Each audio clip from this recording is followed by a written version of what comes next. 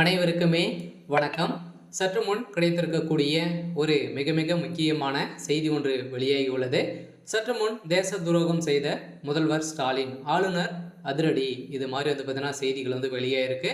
So ஏற்கனவே ஆளுநர் R. N.. Ravi அவர்களுக்கும் முதல்வர் ஸ்டாலினுடைய நிறைய வாதங்கள் ஏற்பட்டு வந்திருந்த நிலையில் இப்போ பார்த்தீங்கன்னா ஆளுநர் பார்த்தீங்கன்னா ஸ்டாலின் மீது இவர் தேச துரோகம் செஞ்சிருக்காரு. ஸோ நிறைய ஊழல் பட்டியல் வெளியிட்டு இருக்காரு. இதை தொடர்ந்து பார்த்தீங்கன்னா முதல்வர் ஸ்டாலின் அவர்கள் ஸோ ஆணவங்களை ஸோ காட்டி வராரு அப்படின்ற மாதிரி தான் சொல்லி வந்திருக்கக்கூடிய நிலையில் தான் பார்த்தீங்கன்னா இப்போ முதல்வர் ஸ்டாலின் அவர்களுக்கு ஆளுநர் மாளிகை மீது பார்த்தீங்கன்னா கண்டனங்கள் ஏற்கனவே ஸோ விடுத்திருந்த நிலையில் ஏற்கனவே ஆளுநர் மாளிகை மீதே பார்த்தீங்கன்னா திமுகவினர் ஸோ வெடிகுண்டு வீசியிருந்த நிலையில் இப்போ முதல்வர் ஸ்டாலின் அவர்களுக்கு பார்த்தீங்கன்னா இது ஸோ நல்லதில்லை அப்படின்ற மாதிரி தான் இப்போ ஆளுநர் ஆர்.என். ரவி அவர்கள் பார்த்தீங்கன்னா அறிவுரை சொல்லியிருக்கக்கூடிய நிலையில் கூட இப்போ திமுகவுடைய அரசு பார்த்தீங்கன்னா தேச துரோகத்தை செஞ்சுட்டு வராங்க. அந்தந்த அமைச்சர்களும் அனைவரையுமே பார்த்தீங்கன்னா நிறைய ஊழல்களை செஞ்சுட்டு வராங்க. வருகின்ற சட்டமன்ற தேர்தலுக்குள்ளே பார்த்தீங்கன்னா இவங்க நிறைய பணங்களை புழக்கத்தில் வைத்திருக்கக்கூடிய நிலையெல்லாம் உருவாகிட்டு வரும் நிலையில் அனைத்து நிதிகளையும் பார்த்தீங்கன்னா மக்களுக்கு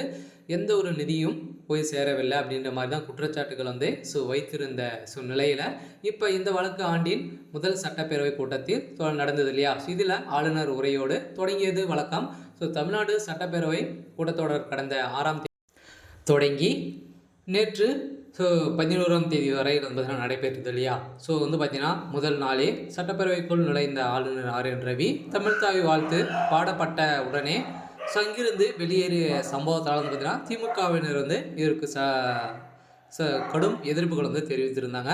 இதற்கு முதலமைச்சர் ஸ்டாலின் உள்ளிட்ட பல்வேறு அரசியல் கட்சி தலைவர்கள் விமர்சனங்களையும் கருத்துக்களையும் முன்வைத்திருந்த நிலையில் அதிலும் குறிப்பாக